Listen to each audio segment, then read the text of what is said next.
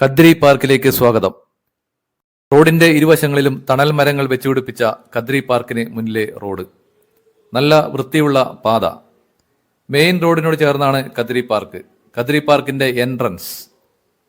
ഇപ്പോൾ സമയം 1:30 മണി കഴിഞ്ഞു. നല്ല വെയിലും ചൂടുമുണ്ട്. ഏപ്രിൽ മാസത്തെ ചൂടാണ്. പ്രധാന ഗേറ്റ് ഇതുവരെ തുറന്നിട്ടില്ല.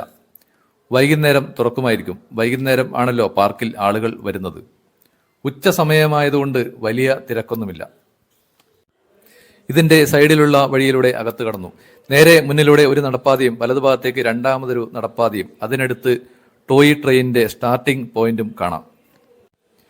അതുപോലെ ഇടതുഭാഗത്ത് മൂന്നാമതൊരു നടപ്പാതയും കാണുന്നു. ഈ നടപ്പാതയുടെ ഇടതുഭാഗത്ത് ടോയ് ട്രെയിൻ നിർത്തിയിട്ടിരിക്കുന്നു. ഇപ്പോൾ ഉച്ച സമയമായതുകൊണ്ടായിരിക്കാം നിർത്തിയിട്ടിരിക്കുന്നത്.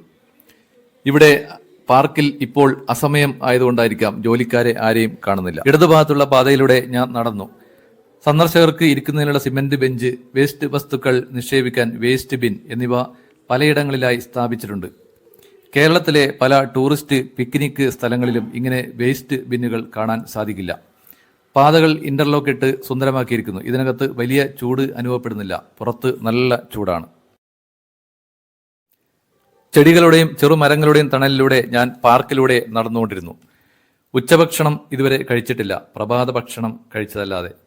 ഇവിടെ ചുറ്റിക്കാണുമ്പോൾ വിശപ്പ് അറിയുന്നില്ല. മംഗലാപുരം ടൗണിലെ ചുട്ടുപൊള്ളുന്ന കാലാവസ്ഥയിൽ നിന്നും ആശ്വാസമേകാൻ പറ്റിയ ഇടം. ധാരാളം ചെടികളും പൂമരങ്ങളും ഇവിടെ നട്ടുപിടിപ്പിച്ചിട്ടുണ്ട്. കഠിനമായ വെയിലേറ്റതുകൊണ്ടാണോ അഥവാ വെള്ളത്തിന്റെ അഭാവം കൊണ്ടാണോ എന്നറിയില്ല, പല പൂച്ചെടികളും കരിഞ്ഞുണങ്ങി കാണുന്നു.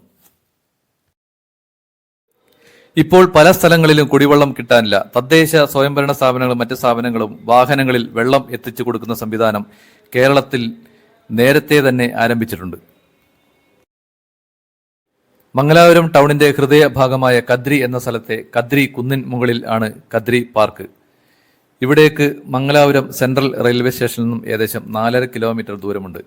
കദ്രി കുന്നിൻ മുകളിലെ പാണ്ഡവ ഗുഹ, ശ്രീ യോഗീശ്വര മഠം, യോഗാചാര്യ ശിവ ഗോരഖ്നാഥ ക്ഷേത്രം എന്നീ ആത്മീയ കേന്ദ്രങ്ങൾക്ക് വളരെ അടുത്ത് തന്നെയാണ് ഈ പാർക്ക്.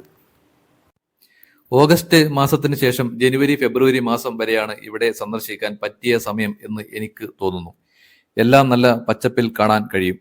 പൊരിവെയിലത്ത് പാർക്കിലെ ദൃശ്യങ്ങൾ പകർത്തി ഞാൻ മുന്നോട്ട് പോവുകയാണ്.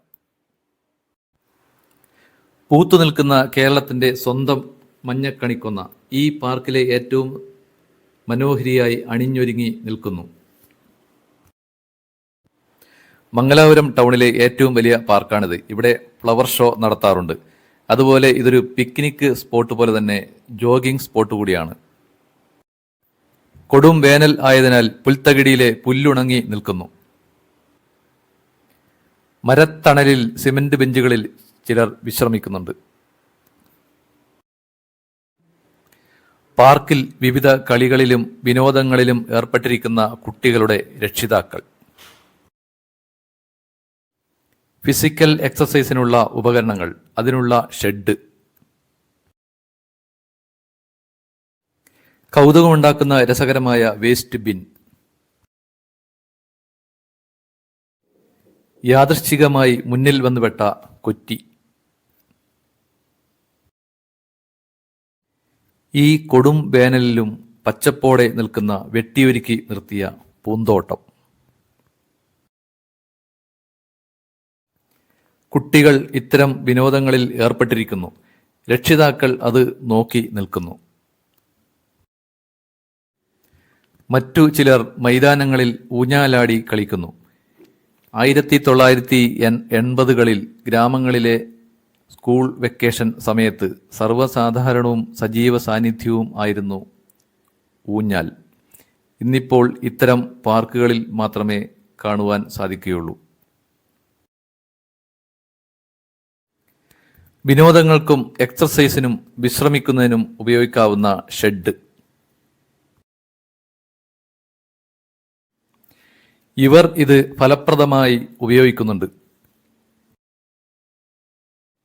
എക്സ്പ്ലോറിംഗ് മാംഗ്ലൂരു വീഡിയോ വിഭാഗത്തിൽ ഇതുവരെ 3 പാർട്ടുകൾ ചെയ്തിട്ടുണ്ട്. അതിൽ പാർട്ട് 1 കദ്രി ശ്രീ മഞ്ജുനാഥ ക്ഷേത്രത്തെക്കുറിച്ചും, പാർട്ട് 2 പാണ്ഡവ ഗുഹകളെക്കുറിച്ചും, പാർട്ട് 3 യോഗാചാര്യ ശിവ ഗോരഖ്നാഥ് ക്ഷേത്രം, ശ്രീ യോഗീശ്വര മഠം എന്നിവയെക്കുറിച്ചുള്ളതുമാണ്. ഈ 3 പാർട്ടുകളുടെയും വീഡിയോ ലിങ്ക് ഞാൻ ഇതിന്റെ ഡിസ്ക്രിപ്ഷനിൽ കൊടുത്തിട്ടുണ്ട്.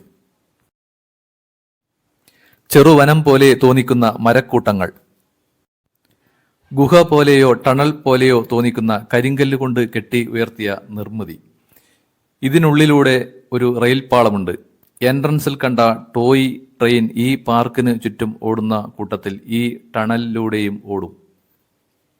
മുകളിൽ സെറ്റ് ചെയ്ത വന്യമൃഗങ്ങളുടെ നിശ്ചല പ്രതിമകൾ ടണലിനെ കൂടുതൽ ആകർഷകമാക്കുന്നു.